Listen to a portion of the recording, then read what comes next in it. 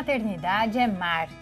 Mar de amor, incertezas, solidão, alegrias, descobertas e desafios.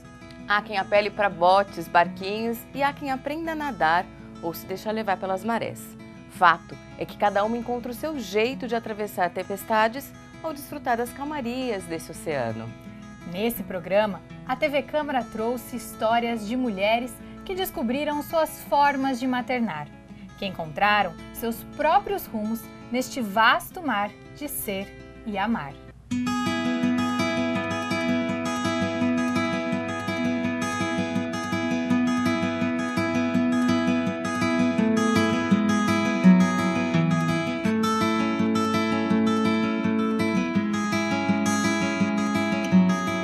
Foi o primeiro diagnóstico, teu filho de 6 meses está fora de órbita.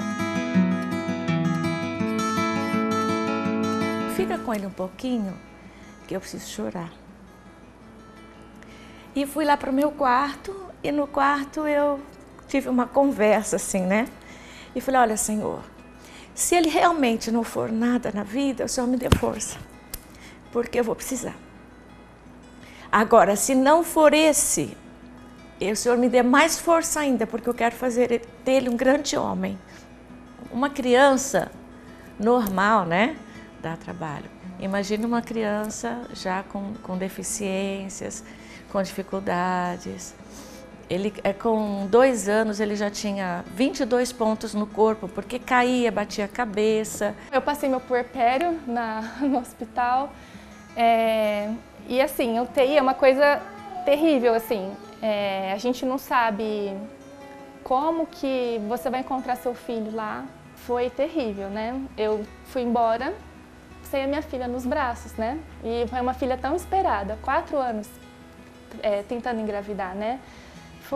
Eu falo assim, que quem nos deu força foi Deus, porque não tinha de onde tirar força. Eu e a Maia, durante 5 meses, porque eu tirei férias, eu e ela, lá em Birigui. Eu olhava para ela, ela olhava para mim. Foi a coisa mais desafiadora, mais profunda, mais louca que eu já passei. Para a mulher se tornar mãe, ela faz alguns lutos, né? O luto da vida que ela tinha antes, o luto de uma certa liberdade, né? Porque, por exemplo, quando a gente tem filho, a gente passa a organizar a rotina e todas as coisas a partir da criança. Você chega do hospital e a sua vida se transforma totalmente. Isso começa já no final da gestação. A gente tem muitos ganhos com a maternidade, mas a gente também tem algumas perdas, né? A perda daquele lugar de filha, da idealização que a gente faz, porque muitas vezes a mulher, muitas vezes não, todo bebê ele é idealizado na gestação e quando ele nasce, ele é um outro bebê. Ele podia chegar com 9 meses, com 5 meses, com 4 meses ou recém-nascido, então a gente não podia preparar nada, na verdade, não tinha o que fazer nessa situação. Então uma espera angustiante também. Foram 6 anos e meio de muita angústia, né? E aí a expectativa vai chegar? É um mix de muita emoção, assim, é uma coisa que explode dentro de si, mas dá trabalho, assim, tem os desafios e você aprende com isso também, né? Você aprende a cada dia coisas diferentes que vão acontecendo, você aprende a superar todas as canseiras, todas as dificuldades, às vezes você também está doente, você está lá esperando. Ter ele no momento de pandemia, desde o início, assim, foi um desafio extra aí nessa vida de maternidade. As crianças eram muito pequenas, eu fui muito julgada, né, por ter deixado as crianças, mas era meu recomeço. E 9 meses depois que eu comecei a fazer faculdade, eu deixei a casa, saí com a roupa do corpo com as 4 crianças. Bem, a Kira nasceu, foi assim, uma frustração total nas minhas expectativas. E eu acho que criar expectativa fez eu cair do cavalo bem grande, porque eu achava que eu ia trabalhar em casa, queria dormir, sabe? Aquela questão de você empurrar o carrinho, o notebook tá aqui. Quando eu comecei a questionar esses movimentos, né, eu vi que havia uma sobrecarga muito grande em cima da sobrecarga física e mental dessa mulher que hoje sai para trabalhar e ainda não tem um apoio também do parceiro, né? E foi quando eu me separei e aí eu comecei a viver uma parentalidade solo. Não é tão simples, e quando nascem é toda uma estrutura familiar que é alterada, porque a sua vida não é mais normal, é uma vida que você depende de outras pessoas, e também depender de outras pessoas não é fácil. É lógico que todo filho ele tem uma idealização. Não existe, eu acredito que não haja uma mãe que não idealize um filho, né? Então, quando você tem o diagnóstico de sequela de paralisia cerebral, é um susto, é um trauma, vamos dizer assim, que você tem que superar para poder seguir em frente da melhor maneira possível. Como eu não consegui engravidar, era a coisa que eu mais queria na minha vida. E eu sou filha única, né? Então eu queria ter filhos, eu falava, eu preciso dar irmãos para os meus filhos, eles têm que ter uma irmandade, né? Então, nossa, foi realmente uma loucura, até chegar o Zé. Só que aí chegou o Zé, chegou a Carol, chegou a Lelê, um por ano assim, aí eu quase pirei. Para algumas mulheres, ser mãe é um sonho. Outras sentem uma cobrança social para exercer esse papel. O discurso de que ser mãe é um dom traz muitas vezes dor para as que procuram engravidar, mas não conseguem. Não são dignas? Não são merecedoras? Vieram sem esse dom? Há diferentes formas de se chegar ao tão sonhado filho. Em alguns casos, o caminho é mais longo, dolorido e até mais caro. Os palpites e as pequenas dicas, relaxa que o bebê vem, geralmente causam mais dor do que consolo. Eu nunca tinha pensado em ser mãe, né? Até 30 anos, nunca tinha... Não é assim, eu não queria ter filhos, eu não tinha pensado nisso, assim. Para mim não era uma coisa... absolutamente uma vontade. Bom, aí comecei a pensar, a refletir sobre isso. Eu quero ter uma família, né? Meus pais estão envelhecendo, né? O que eu vou... Enfim, e aí isso começou a bater. Eu falei, eu acho que eu quero ter uma família, né? E aí vem aquela coisa da pressa, né? Eu quero ter uma família para ontem, né? Porque eu decidi que eu quero ser mãe agora. Bom, eu sempre quis ser mãe. Não era uma questão que eu ia pensar e não dependia de eu arrumar um companheiro ou não, era uma decisão minha. Veio, lógico, a ser uma concordância entre eu e o Leonardo, então não era algo que a gente teve que discutir, porque ele também queria ser pai. Mas assim, a maternidade sempre esteve em mim, não tem como, não chegou um momento eu não me vejo em algum momento em que eu não pensei em ser mãe. Como eu já casei um pouco mais tarde, né, eu casei com 40 anos, então já tinha uma condição mais delicada. Os médicos já falam gravidez tardia, né, mas vamos lá. A infertilidade, ela é conjugal, não importa onde é o fator. Os dois têm que caminhar juntos, senão nós não conseguimos chegar no fim, né? Mas isso hoje é a maior procura. A idade, endometriose, fator masculino, ovário policístico, é onde a gente começa aqui o atendimento. Nosso caso não daria inseminação, nosso caso não daria outros processos que não fosse a fertilização in vitro, que é a FIV. Quando eu fiz o meu tratamento, é difícil você admitir que você é uma especialista da área e você não consegue resolver o seu problema. E não consegue, né? E a gente não sabe o fim. E aí começaram as tentativas para gravidez, né? Para uma gravidez gestacional mesmo, a gestação mesmo, né? E aí fiz alguns processos não tão invasivos, porque eu me frustrava bastante, né? Todo mês a gente se frustrava com a não vinda do bebê. E quanto mais eu me aproximava de um método que era mais próximo da gravidez, maior era a frustração. Então a gente decidiu que ia deixar os métodos de tentativas mais invasivos, né? A questão do custo também era uma coisa que pesava. E aí começamos a pensar na adoção. Fomos para São Paulo. A hora que eu cheguei lá, conversei com ela pegou na minha mão e falou, você vai sair daqui grávida, fique tranquila. Mas não com uma certeza de que eu sou médica e vou conseguir. Era uma certeza de que ia dar tudo certo. Aí quando acabou a estimulação, fez a retirada dos óvulos e tal, eu estava com os exames alterados. O estradiol precisa estar baixo, progesterona precisa estar baixo, não lembro direitinho. E ela falou, não dá para fazer implantação agora. Aí foi um banho de água fria. Eu falei, putz, não foi assim tão legal, né? Quando veio a primeira tentativa, eu não sei se outras mães de FIV passaram por isso, mas Para mim tinha tudo para dar certo, porque não tinha como dar errado. O problema não estava no forninho, né, em mim. O problema estava na minha possibilidade de gerar embriões, né? E como eu já tinha um embrião congelado, eu falei, ué, só colocar ali e vai funcionar. E aí veio a primeira tentativa, negativo o exame. E aí sim veio o meu abalo psicológico. Então as pessoas procuram a reprodução humana muitas vezes como uma garantia de sucesso. Então nós temos que realmente alinhar a expectativa com a realidade para todas elas, porque alinhando elas conseguem caminhar melhor. E hoje a gente tem muita informação de internet, de amigos, né? Então eu não consigo filtrar o que é real e o que é só um milagre, né? Então a gente tem que realmente alinhar tudo isso no consultório e elas precisam de um apoio o tempo todo, porque as dúvidas vão surgindo, para levar isso de uma forma mais tranquila e saber a realidade de todo o processo. A espera depois do processo do início da adoção, quase 7 anos, da fila da adoção. Como foi esse período?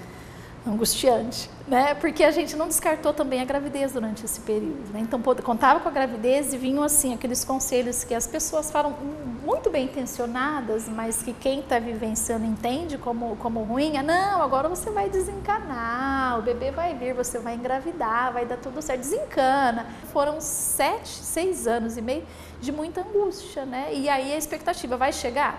As pessoas acham que engravidar é assim, né? Oi, vou engravidar amanhã. E não é. São várias questões que acontecem.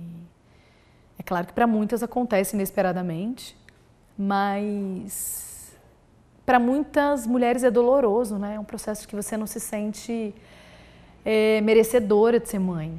Eu queria ser mãe, assim. Para mim, um filho já estava excelente, eu ia estar bem realizada, né? Mas eu precisei procurar ajuda porque eu já sabia que eu tinha um problema, então eu não conseguia esperar muito mais, né?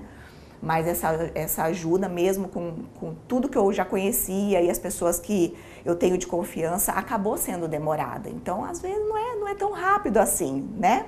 Mas hoje, eu vendo o que é disponível na medicina, eu teria me organizado antes para, por exemplo, preservar a fertilidade, não ter que correr contra o tempo. Então isso é uma possibilidade hoje, mas também é um planejamento. É um planejamento emocional e financeiro, uma preservação de fertilidade. Não é algo, vou fazer, e de repente procura e faz, né? E aí na segunda vez, depois também de mais um ano investigando o que aconteceu, aí diagnosticamos um problema no meu útero, tudo, aí foi quando deu positivo. Eu falo que a gestante de FIV é aquela que já tem um abalo financeiro, porque custou caro. Aí você não quer pôr o pé no chão, porque você acha que o filho vai escorregar, porque entrou pelo canudinho, você acha que vai sair. Então foi uma gestação que eu quase não fiz nada, que eu fiquei assim, nóia, sabe? Com questão de eu perder a Kira e a chance de eu não conseguir ter de novo.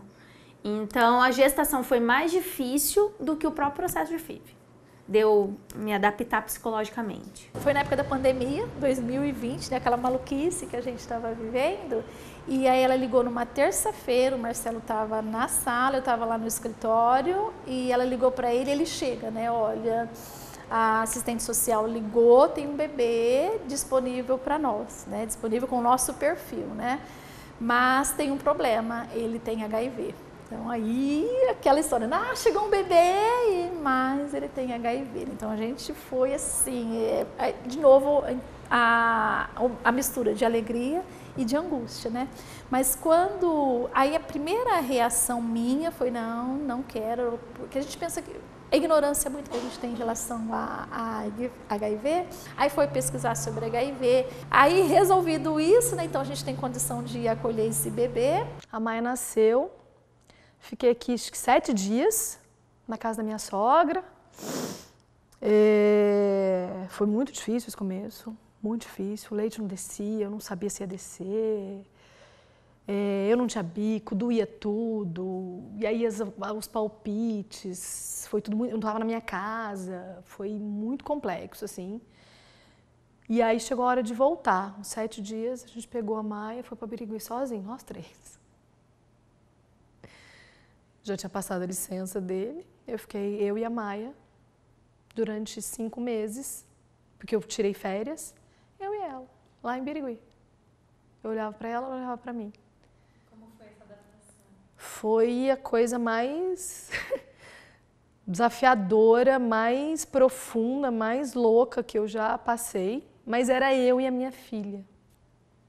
E assim, eu pude descobrir no dia a dia, no perrengue todo, sozinha com a Maia. Bem, a Kira nasceu, foi assim, uma frustração total nas minhas expectativas. E eu acho que criar expectativa fez eu cair do cavalo bem grande, porque eu achava que eu ia trabalhar em casa, queria dormir. Eu não tive licença maternidade. Então, desde quando eu saí da maternidade, eu voltei a trabalhar. Eu não trabalhava direito e eu não era mãe direito, porque eu me estressava com a Kira e me estressava com o meu trabalho, porque ela não foi uma neném que dormia desde sempre. Aí ela chorava, eu com o cliente no telefone, eu com e-mail para responder. Era para isso que eu estava preparada, essa minha doação, porque eu me doei no tratamento. Ok, mas era a Carla se doando para si mesma. A hora que a Kira nasceu, eu percebi que alguém precisava da minha doação para ela. A Kira teve cólica todos os dias, até o 4º mês, inclusive no hospital. Teve dia de eu bater a cabeça na parede, de eu não aguentar ver ela chorar mais. Eu falava assim pro Leonardo, se isso é ser mãe, mas eu me arrependo e enfio essa menina dentro da minha barriga de novo. Foi um atropelamento. Falar que foi romântico não foi, falar que foi lindo não foi. Mas isso nada tem a ver com amor, com dedicação. Então eu passei por isso. E aí veio os primeiros focos da minha depressão pós-parto. Aqui eu trato até hoje justamente por isso, por eu achar que eu daria conta de fazer tudo e não dá. Então a Kira virou a minha vida de ponta cabeça. É até hoje assim, porque cada fase é uma fase. Mas a gente olha para trás, parece que não tinha outra vida. Sempre foi assim, sabe? Eles nasceram bem antes do tempo, ficaram muito tempo na UTI, eu fiquei de repouso, acamada. Isso para mim foi uma coisa muito difícil, que você só aguenta porque tem 2 pessoinhas dependendo de você. Quando nascem, é toda uma estrutura familiar que é alterada, porque a sua vida não é mais normal, é uma vida que você depende de outras pessoas, e também depender de outras pessoas não é fácil. Eu acho que eu nunca tive uma visão romantizada da maternidade, né? As coisas não tem um livrinho que nós vamos lá no manual. Isso é a realidade de cada casa, é a realidade de cada casal, cada um cuida de uma maneira, né? Então isso eu já tinha uma consciência, mas eu não imaginava que fosse tão difícil a estrutura familiar se adaptar depois de um filho. É bem diferente, o casal sozinho e o casal com o filho. Então, se não houver uma união do casal, ele se desfaz. O primeiro encontro com o Noah foi muito especial também. Quando a gente entrou lá no abrigo, né? Então veio uma menina, né? Que nos puxou pela mão e veio mostrar porque tinha uma foto das crianças numa árvore de Natal, né? Aí ela veio e puxou pela mão e mostrou, esse aqui é o seu filho, né? Então foi a primeira vez, olha, lá vou eu chorar. Foi a primeira vez que alguém disse para mim, teu filho tá aqui. E foi uma menina linda de 6 anos. E aí, de repente, entra com um bebê. Tu imagina a emoção que foi, né? Tem uma foto muito bonita nossa disso. Ele vem no nosso colo e a gente abraça juntos, assim, aquele bebê gostoso, fofíssimo, né? Então foi um momento de muita emoção. Foi o nascimento mesmo. Depois que a Maia nasceu, eu me sinto capaz de qualquer coisa. É impressionante. Eu era imparável, hoje eu sou parável por conta deles. Me acho uma pessoa melhor, mas também descobri um monte de fragilidade, vulnerabilidade e todas as dades que a gente se depara e de que fazem parte de quem eu sou. A gente fez um exame quando ele chegou, carga viral 0, fez um segundo exame depois e fez o terceiro, que é quando consolida mesmo e carga viral 0. Então, ele não tem HIV mesmo, né? Graças a essa mãe, eu sou mãe.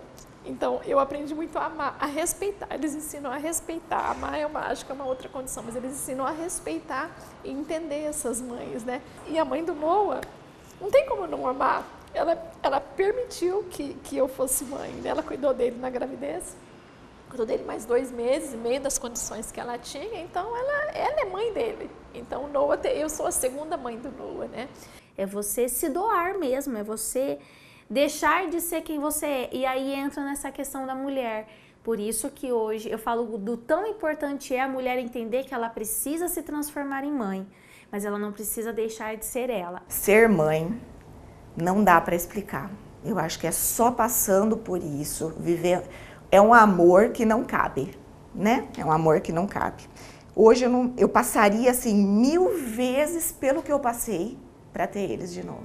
Aquele clichê que você só sabe do amor quando você é mãe, aquilo é verdade, né? Então é a explosão de amor, alegria, e vai crescendo esse amor. Cada fase pelo qual a criança vai passando, a gente vai melhorando. Porque aí eu quero que o Noah também seja uma boa pessoa. Então eu olho para mim, olha, não posso fazer assim, não posso fazer assim. Então ele vai mudando, a maternidade vai mudando, a gente vai abrindo os olhos também para outras coisas.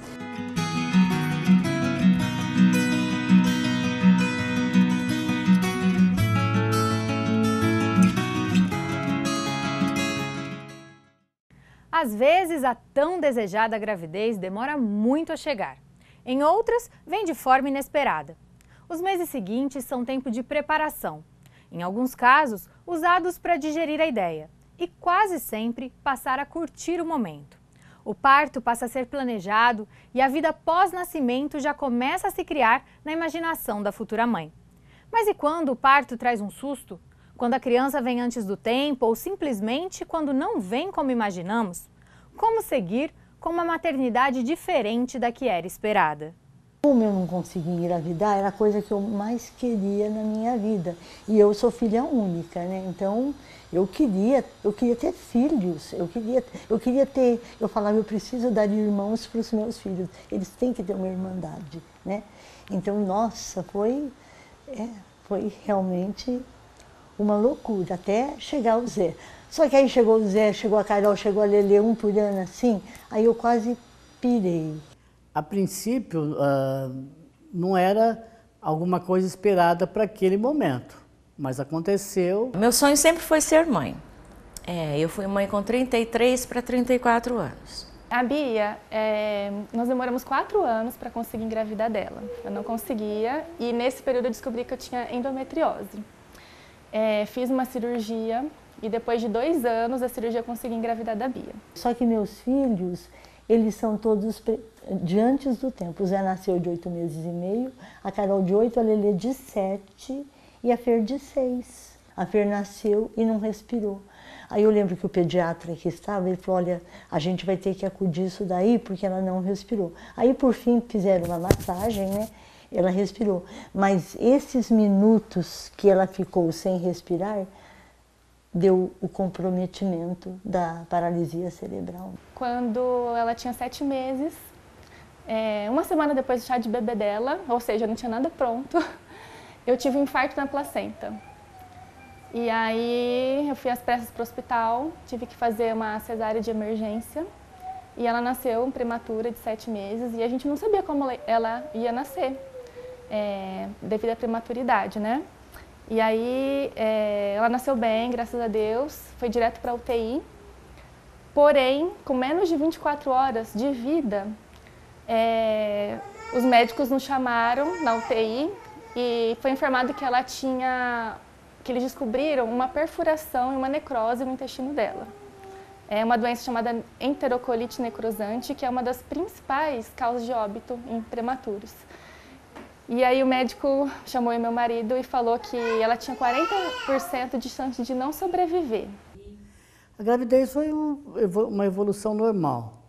A Gabi, ela passou um pouquinho da hora do parto e com isso ela teve uma anóxia e daí a sequela de paralisia cerebral. A gente começou a questionar o pediatra e ele achava que estava normal, que era coisa da minha cabeça. Isso há 38 anos atrás, como que você receber ou ter que fazer um diagnóstico de sequela de paralisia cerebral? Era como que, vamos dizer assim, olha, essa criança muito provavelmente vai ser uma criança que vai ficar dentro de casa e mais nada. Tanto é que a palavra que o neuropediatra usou para mim foi prognóstico reservado. O que significa isso? Espere, aguarde e veremos. Ele era muito quietinho e não seguia o dedinho assim, né? O pescocinho sempre caído para trás, ele não segurava o pescocinho. E eu achava estranho. E eu conversei com o pediatra, falei, doutor, eu acho que tem alguma coisa, né? O meu filho, o senhor não acha? Ele falou assim, isso daí é coisa de mãe velha. Ela ficou 23 dias na UTI, mais 27 dias internada na pediatria. Então foram 50 dias de hospital. Então eu passei meu puerpério no hospital. E assim, a UTI é uma coisa terrível, assim. A gente não sabe como que você vai encontrar seu filho lá. É terrível. Eu fui pegar a Bia uma semana depois que ela nasceu, só porque ela era muito pequenininha. Ela nasceu com 1,410 kg, 36 centímetros, ela era minúscula. E a primeira vez que eu peguei ela no colo foi com uma semana de vida, e a hora que eu peguei ela teve uma parada respiratória no meu colo. No meu colo ela teve uma parada respiratória. E aí eu via só assim, os monitores, né, do oxigênio caindo, do batimento cardíaco caindo, e a gente começou a ficar desesperado. Foi terrível, né? Eu fui embora sem a minha filha nos braços, né? E foi uma filha tão esperada, 4 anos tentando engravidar, né? Eu falo assim, que quem nos deu força foi Deus, porque não tinha de onde tirar força. E a Bia, ela evoluiu muito bem depois do hospital. Ela não teve nenhuma sequela. Aí fui atrás de um neurologista, que era o mais famoso na época, para ver a Fer. Aí eu levei a Fer, ele falou para mim que a Fer não ia ter um desenvolvimento normal, que ela frequentaria uma escola especializada, porque a lesão cerebral tinha sido muito comprometedora pela avaliação que ele tinha feito, né? Certo? Para ele que eu falei, o senhor é médico, é um dos melhores neurologistas, mas o senhor não é Deus. A minha filha vai conseguir. Quando a Fer tinha mais de 6 meses, quando ela prestou atenção pela primeira vez na televisão, que ela não prestava. Aí que eu percebi que ela assim, estava começando a ter uma reação, né? Certo? No início, existe, lógico, o trauma, o luto do diagnóstico, até pela idealização do filho, né? A perspectiva de futuro, como vai ser, mas é o que eu sempre falo, sempre que eu acompanho a Gabi, eu sempre falo que essa fase tem que ser muito curta. Foi o primeiro diagnóstico, teu filho de 6 meses está fora de órbita. Olha, ele é a coisa mais fofa que existe, mas ele não vai virar nada. Então, eu aconselho você, daqui a uns tempos, colocar um colchãozinho no chão, assim, da tua cozinha. Você vai fazendo seus afazeres de casa e deixa ele lá. Aquilo, de certa forma, me abalou muito. Eu fui para casa, tinha uma vizinha que me ajudava muito com ele. Eu cheguei para ela e falei assim, fica com ele um pouquinho, que eu preciso chorar. E fui lá para o meu quarto, e no quarto eu tive uma conversa assim, né? E falei, olha, Senhor, se ele realmente não for nada na vida, o Senhor me dê força, porque eu vou precisar. Agora, se não for esse, o Senhor me dê mais força ainda, porque eu quero fazer dele um grande homem. A partir daí, a gente começou a estimular. Era terapia ocupacional, fono, há 3 anos ele começou com a psicóloga, né? Porque tem um tempo certo para começar. Hidroterapia, cromoterapia, massagem, fui fazer curso de Doin, de Shiatsu, tudo para cuidar dele. A minha sala era uma sala de fisioterapia. Ele andou com 1 ano e 8 meses, falou, esqueci da fono, que ele fazia fono também, falou com 3 anos. Nossa, foi uma loucura total, mas você sabe aquele ditado que o pessoal fala? Eu acho que eles se inspiraram em mim quando eles fizeram. Sou brasileira, não desisto nunca. Eu não desisto, não. Para mim, essa palavra não existe. Uma criança normal, né, dá trabalho. Imagina uma criança já com deficiências, com dificuldades. Ele, com 2 anos, ele já tinha 22 pontos no corpo, porque caía, batia a cabeça. Era uma coisa assim, festinhas de aniversário, não chega perto dele que ele tem uma doença que pega. Já ouvi isso. Então, essa luta, hoje eu posso falar, né? Naquela época foi muito sofrido, mas melhorou muito hoje. Hoje existe entendimento, está muito na mídia, né? A maior dificuldade foi, primeiro, a inclusão escolar, né? A inclusão social nunca foi nenhum problema. A inclusão escolar teve os seus percalços, sem dúvida nenhuma. E, atualmente, a inclusão profissional, porque, apesar das leis, ainda é muito difícil. Então, tem N lugares que ela já foi chamada, só que quando a gente chega lá, que o pessoal, ai, você usa cadeira, aqui não tem elevador, e o trabalho é na parte de cima, a gente escuta, mas não tem como montar alguma coisa aqui, um computador, me dá um notebook, um computador, e o que eu tenho que fazer, que eu faço tudo.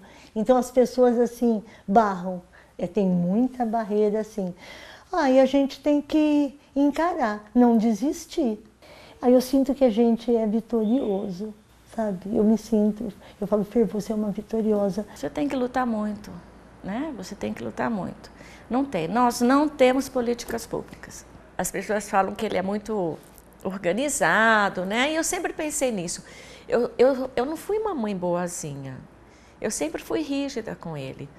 Tem que ser organizado. Brincou, agora guarda o brinquedo. O quarto dele é organizado, ele não deixa bagunça, porque eu pensei nisso. Eu vou antes dele. Alguém vai ter que cuidar dele. Não posso deixar alguém que vai dar mais trabalho, né? Então a gente tem que pensar nisso também. Assim como tem asilos, um espaço para esses meninos, para esses jovens, para esses velhos, porque eles vão ficar velhos, né? E a gente está lutando por isso. Cansa, mas vale a pena. A gente aprende tanto. É o que eu sempre falo, existem aqueles que te cansam e aqueles que você vê que o caminho não está sendo em vão. Porque ela abriu caminho para muita gente na graduação, como ela veio abrir caminhos também depois no mestrado. Então, se esse é o principal objetivo dela ter vindo, ela está cumprindo com muito mérito, sem dúvida nenhuma. Nós somos moldados nessa época da UTI. É óbvio que eu não gostaria de passar por isso de novo, Deus me livre, foi uma coisa terrível, mas ao mesmo tempo foi muito edificante, foi a nossa fé fortaleceu, o nosso relacionamento. É ter uma força que você não sabe de onde vem. É você, sabe, comemorar cada pequena vitória da criança, cada momentinho, sabe? Você dá valor, você... Sabe? É isso, não tem explicação. É difícil, mas você aprende a valorizar cada segundo da vida do seu filho, sabe? É isso.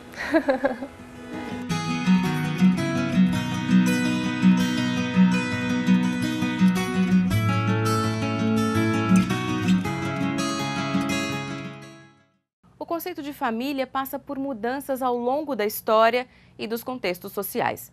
Hoje em dia, a diversidade de formações familiares traz inúmeras possibilidades de exercer o cuidado com uma criança. Em muitas dessas novas formações familiares, entretanto, a figura materna permanece forte e central. Se a maternidade em si carrega potentes questões pessoais para quem está envolvida nela, há formas de maternar que questionam as estruturas para que se construa uma sociedade mais democrática e inclusiva. Ser mãe, para muitas mulheres, é uma revolução. Bom, da minha parte, eu sempre tive vontade de ter família grande, assim, sempre tive vontade de ter crianças, filhos. E aí a gente tá junto vai fazer 11 anos agora, e a gente sempre teve essa vontade de, acho que um sentimento que era muito mútuo, era da gente, tinha muito amor, assim, a gente queria queria ver correndo por aí, sabe? E eu sempre quis ser mãe, assim, muito, desde, sei lá, vendo minha mãe, assim, sabe? Desde que entendi que eu podia ser mãe também, né? Eu sempre quis ser mãe.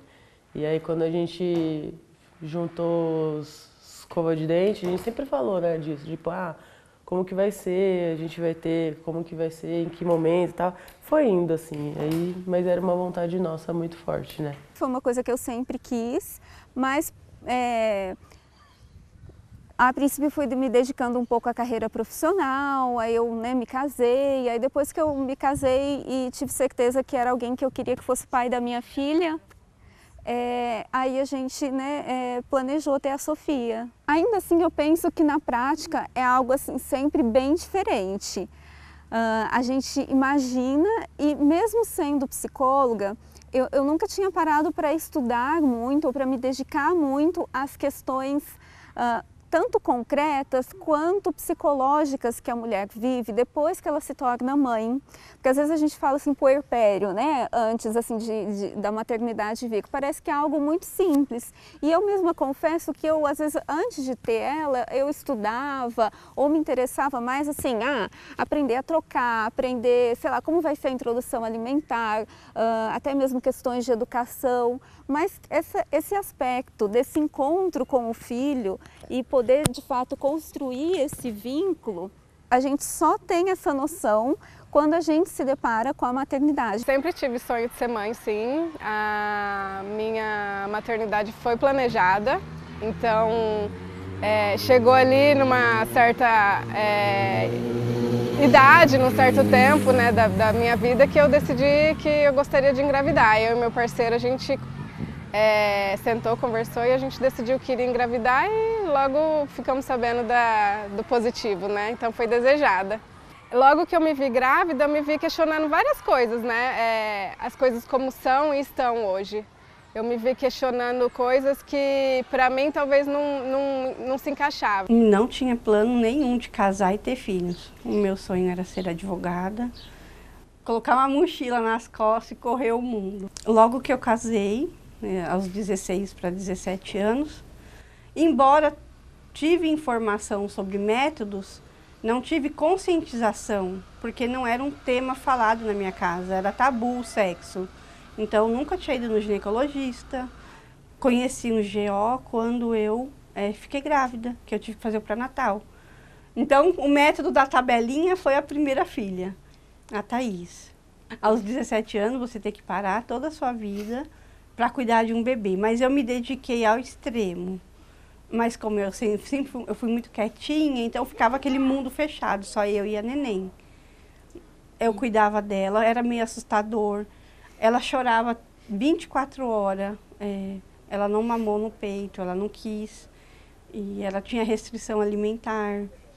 Mas eu vi uma boneca, era uma criança brincando com outra criança. Existem mães que têm dificuldade em se vincular com a criança e em perceber assim, bom, isso é ser mãe, né? Em estabelecer esse vínculo de proximidade, né? Ou aquela dificuldade assim, será que eu estou sabendo cuidar da minha criança? E em muitos casos, né, a gente vê a questão do cansaço das mães.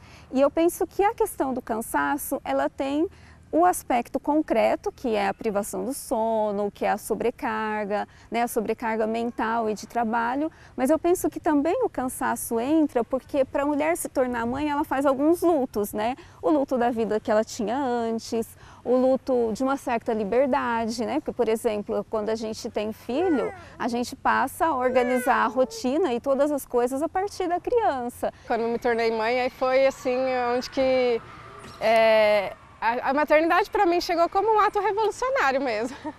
Porque é isso, você começa a questionar várias coisas que você tinha como padrão, né? E aí você começa a reinventar. Então eu percebi que nessa busca de informações, a mulher que busca as informações, ela é uma revolução. Ela consegue trazer para si uma forma única e individual de maternar, né? E aí eu fui buscando, fui questionando, fui buscando essas informações e fui trazendo a minha forma de maternar para que meu filho pudesse me ter íntegra, né? Então, quando eu comecei a questionar esses movimentos, né, eu vi que havia uma sobrecarga muito grande em cima da sobrecarga física e mental dessa mulher que hoje sai para trabalhar e ainda não tem um apoio também do parceiro, né? E foi quando eu me separei e aí eu comecei a viver uma parentalidade solo, né? Quando vieram todos esses questionamentos e eu comecei a questionar todas as configurações familiares, e aí foi quando eu me vi nessa parentalidade solo. Hoje eu sou mãe solo com uma rede de apoio muito boa, né? Com uma convivência super saudável com o meu ex-parceiro, com o pai do meu filho. E ainda buscando questionamentos e trazendo coisas para que seja uma relação muito saudável, mesmo após a separação, né? Um misto de idade, assim, de entender o nosso momento de idade, maturidade, até mesmo uma estabilidade financeira que pudesse possibilitar todo o tratamento de FIV, que a gente sabe que hoje é algo que é caro, então é um processo até que longo e bem caro, né? Então acho que teve um casamento aí dessas maturidades, assim, nossa, de relacionamento, de idade e financeira, assim, pra gente falar, bom, acho que chegou a hora, assim, da gente tentar. E aí, então, a gente já meio que sabia que, como eu sempre tive vontade de engravidar mesmo, já desde sempre, falei assim, eu sou mais velha, falei, vamos fazer o processo, a gente faz os exames, as duas e tal, mas vamos, né, já estava meio que certo que eu seria a gestante, Ela entendia tudo sobre o processo e aí eu fui vivendo aquele processo, entendeu? Eu fui vivendo porque eu tinha medo, né? No fundo você fica com aquela incerteza de tipo, será que vai dar certo? Será que... Você sempre traz pra si, né? Será que eu consigo, né? Então, tipo, eu fiquei com essa ansiedade, mas a Lê sempre muito centrada e entendia tudo ali. Entendia tudo do processo e aí a gente fez isso de uma forma conjunta, cada uma com a sua habilidade, né? Por não ter condição de comprar o remédio, eu engravidei aos 3 anos, já ela nasceu. Aí a Tamires, que hoje está com 20 anos. Aí a Tamires foi agarradinha. Eu amamentei 3 anos e meio, eu estava em processo de separação. Já tinha arrumado um emprego, toda mega feliz. Eu esqueci, durante 5 anos eu tomava a injeção e eu esqueci de tomar naquela semana. Aí eu fiquei grávida do 3º filho. Quando eu fiquei grávida do Arthur, para mim foi um choque, porque eu estava me preparando para ter minha independência, seguir a vida sozinha com as meninas, e veio o Arthur. Assim meu mundo desabou, eu não aceitei a gravidez. Mas quando nasceu, aí eu peguei ele no colo, era aquele menino mais lindo do mundo. Aquelas bochechas cor-de-rosa, aí o amor de mãe fala mais alto, mas foi um processo muito difícil. E engravidei logo em seguida do Heitor. Assim que o Arthur nasceu, aí eu comecei a fazer o planejamento dele, para não ter mais filho. Aí veio o Heitorzinho, filho da camisinha. Nasceu o Heitor, aí eu já estava totalmente anulada da vida. Aí eu deixo a vida me levar, a casa bagunçada, ia lá, só dava comida para a criança e voltava para a cama. Aí quando ele fez 1 aninho, eu falei, não, chega, é hora de eu renascer. Aí eu criei forças pelos meus filhos, falei, não, vou voltar a estudar.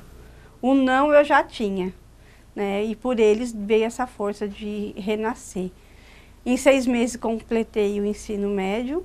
Então assim que eu passei na faculdade, eu falei, meu Deus, e agora? Como que eu vou continuar? Aí, com ele no colo, amamentando ainda, eu fui de comércio em comércio, lá na Avenida Isaberaba, e eu consegui em telemarketing. As crianças eram muito pequenas, eu fui muito julgada, né, por ter deixado as crianças, mas era meu recomeço. E 9 meses depois que eu comecei a fazer faculdade, eu deixei a casa, saí com a roupa do corpo com as 4 crianças. Mas foi a minha libertação. O 5º filho. Aí eu estava no último ano de faculdade de administração, eu não queria engravidar, o meu caçula já estava com 10 anos, e veio a Helena, eu estava tomando pílula, tinha parado de tomar, aí veio a Heleninha. Aí eu parei a faculdade e me mudei para o interior. Você chega do hospital e a sua vida se transforma totalmente. Isso começa já no final da gestação. A gente tem muitos ganhos com a maternidade, mas a gente também tem algumas perdas, né? A perda daquele lugar de filha, da idealização que a gente faz, porque muitas vezes a mulher, muitas vezes não, todo bebê ele é idealizado na gestação e quando ele nasce, ele é um outro bebê. E aliás, eu costumo dizer que na melhor das hipóteses vai haver esse descompasso, né? Esse luto do bebê que a gente imaginou e o bebê real, o bebê que realmente existe, porque senão a gente pode pensar até que tem alguma coisa errada ali com essa mãe, né? Assim, por conta, né? Ou até algum aspecto até patológico, né? De vir um bebê que seja totalmente de acordo. Então, esse processo de luto, de poder se encontrar com esse lugar de mãe, esse lugar de poder cuidar de um outro ser. Então, muitos casos é isso, como tem intimidade com essa criança, e em muitos casos a questão do cansaço, né? Quem eu sou também depois de me tornar mãe. Após minha separação, né?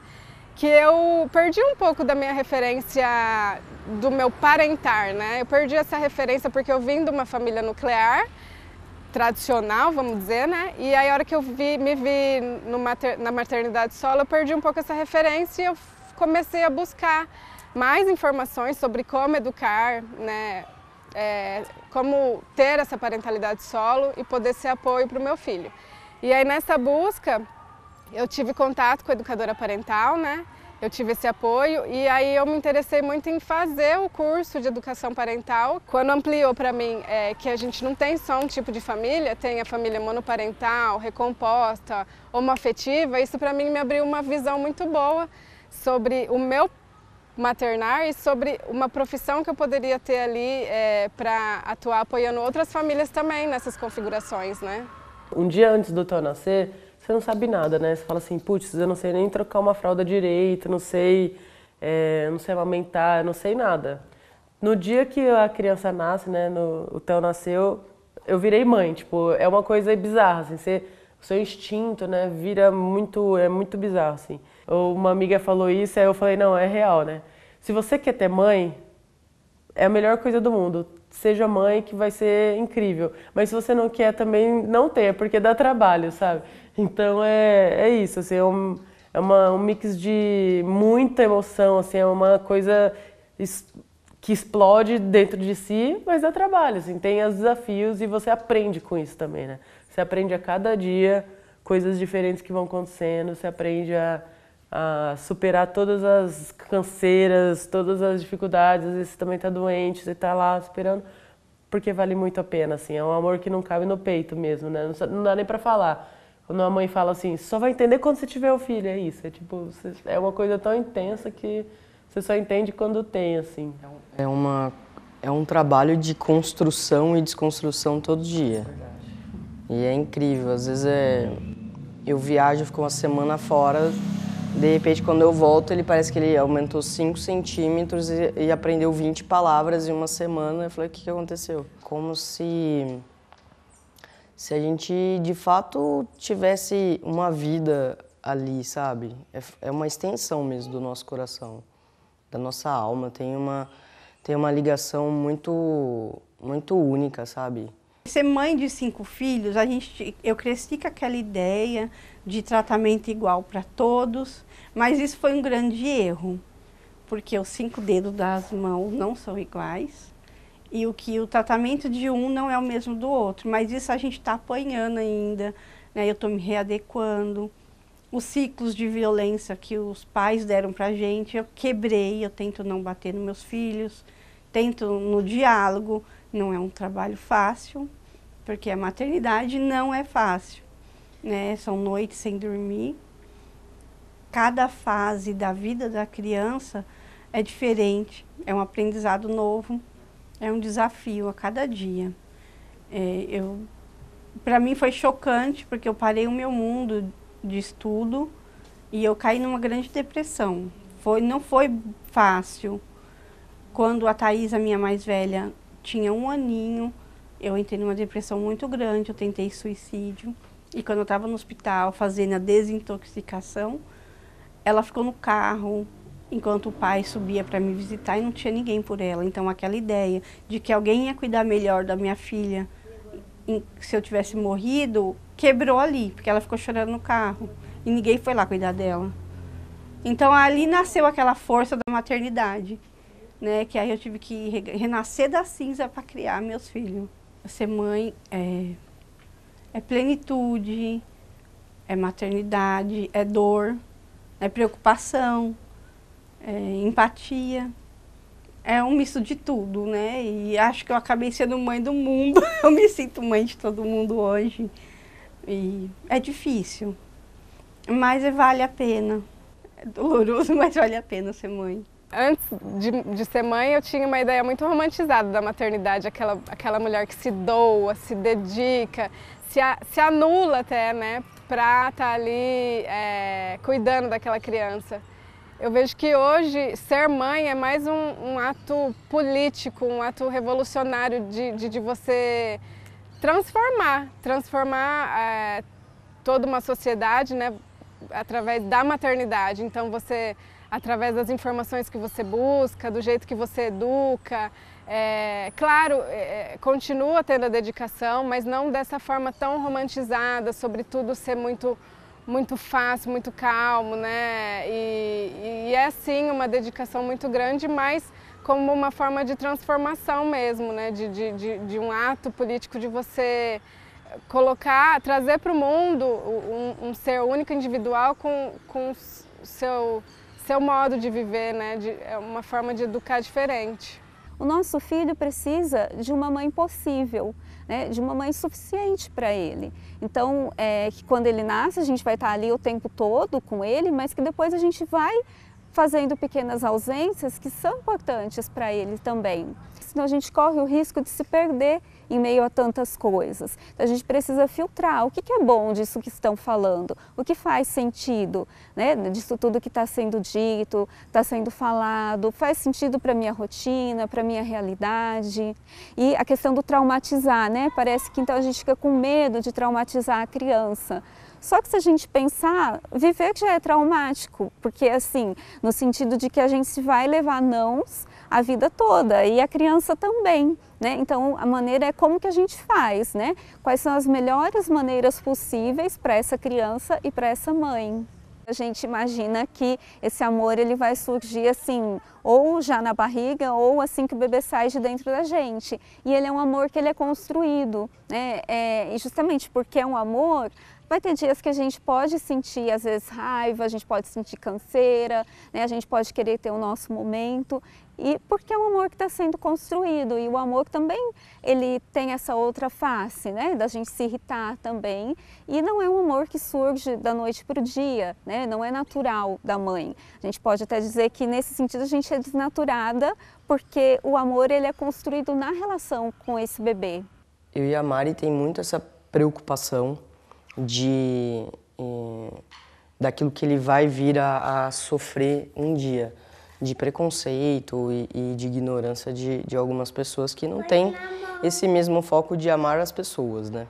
Então, mas aquilo que a gente consegue fazer, eu acho que é aquilo que a gente se propõe a buscar, inclusive na escola, nos amigos, família, é a questão dele crescer em volta de amor. Eu acho que isso é que vai fazer o Theo, quando esse tipo de coisa chegar até ele se defender e ele não absorver. Então, acho que é essa a forma que a gente vai preparar o Theo, para respeitar as pessoas, qualquer uma.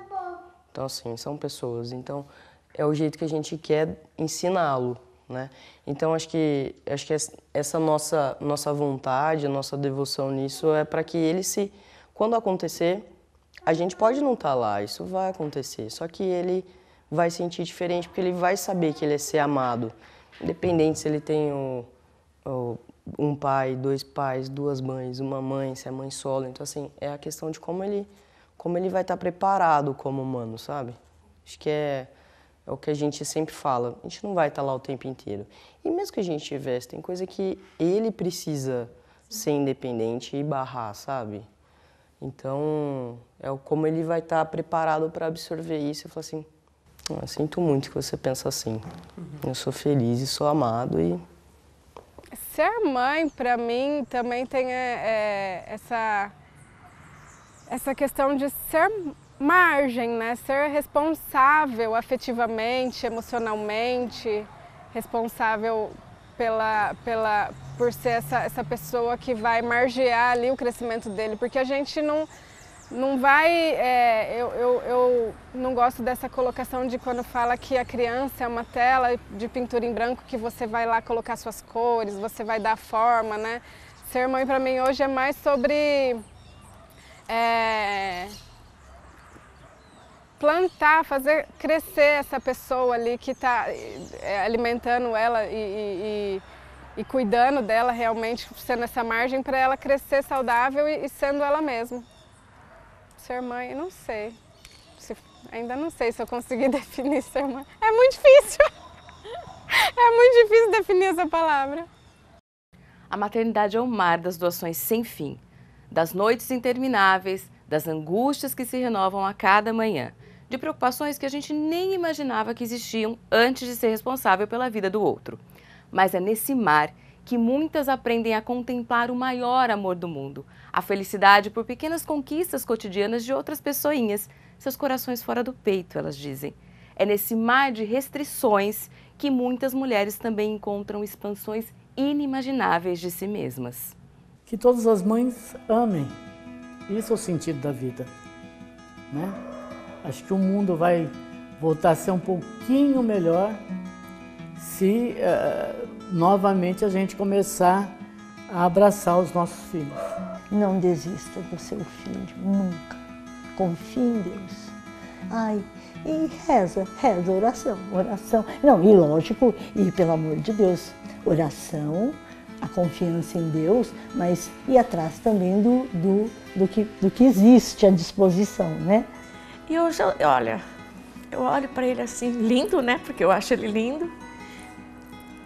E educado, amoroso. Eu acordo com um beijo dele. E eu sou muito orgulhosa.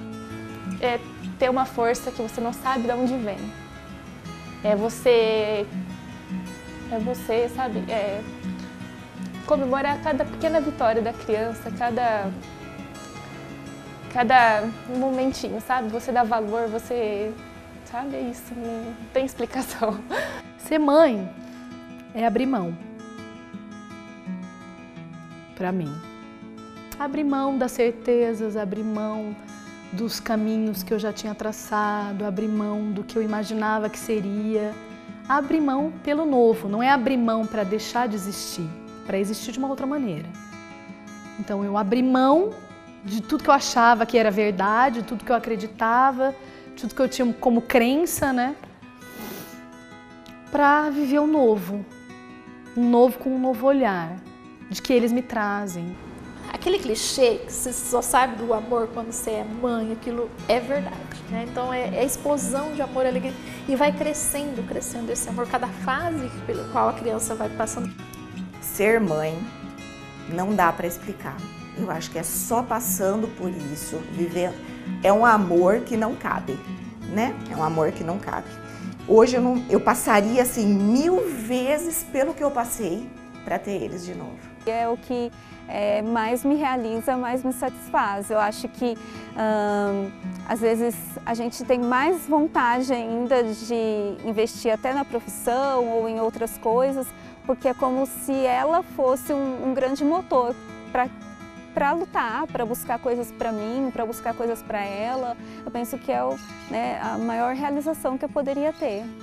Quando como chega assim, ilumina a família, ilumina a casa, ilumina a gente, sabe? A gente renasce. É um amor que não cabe no peito mesmo, né? Não dá nem pra falar. Quando a mãe fala assim, só vai entender quando você tiver o filho, é isso. É tipo, é uma coisa tão intensa que você só entende quando tem, assim. Ser mãe é plenitude, é maternidade, é dor, é preocupação, é empatia. É um misto de tudo, né? E acho que eu acabei sendo mãe do mundo. Eu me sinto mãe de todo mundo hoje. E é difícil, mas vale a pena. doloroso, mas vale a pena ser mãe. Ser mãe para mim hoje é mais sobre